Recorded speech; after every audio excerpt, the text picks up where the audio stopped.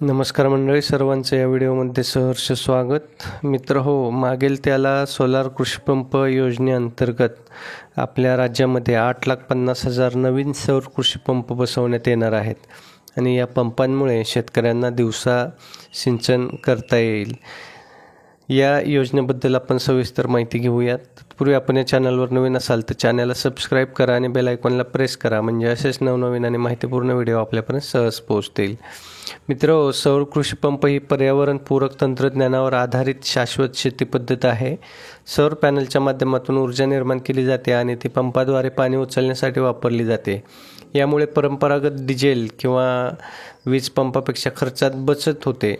सरकारने या योजनेत शेतकऱ्यांसाठी आकर्षक अनुदान देण्याची तरतूद केलेली असून 3 हॉर्स पॉवर, 5 हॉर्स पॉवर आणि 7 हॉर्स पॉवर पंप 90% सबसिडीवरती उपलब्ध करून दिलेले जाणार आहेत. याबाबतची माहिती आपल्या राज्याचे उपमुख्यमंत्री अजित पवार यांनी दिली.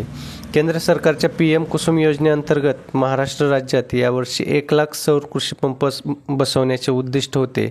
यापैकी 78,757 पंप सुरू करण्यात आलेले असून या योजनेमुळे शेतकऱ्यांना नक्कीच भरघोस असा फायदा होईल. मित्र, व्हिडिओ आवडला असेल तर व्हिडिओला लाईक करा आणि जास्तीत जास्त शेतकरी असलेल्या ग्रुपवरती शेअर करा, म्हणजे त्यांनासुद्धा या मागेल त्याला सोलार कृषीपंप योजनेची माहिती होईल. तसेच आपण चॅनलवर नवीन असाल तर चॅनलला सबस्क्राईब करून बेल आयकॉनला प्रेस करा. धन्यवाद.